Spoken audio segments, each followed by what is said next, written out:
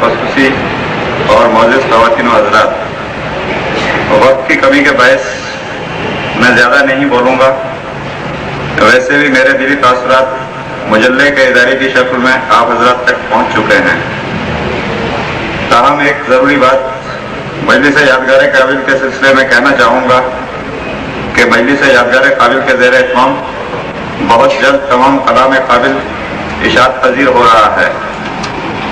اس کے علاوہ مجلس کے زیر اہتمام چند مرحوم اور ایسے شعراء اور ادیب جن کی تخلیقات کسی بنا پر شائع نہیں ہو سکی شائع کی جائیں گی، جس کا معین اختر صاحب اعلان فرما چکے ہیں.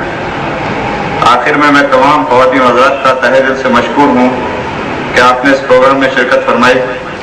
بالخصوص محترم ڈاکٹر اشرف حسین صاحب، محترم معین اختر صاحب اور محسن بھوپالی صاحب، جنہوں نے میری درخواست پر شرکت فرما کر عزت افزائی کی.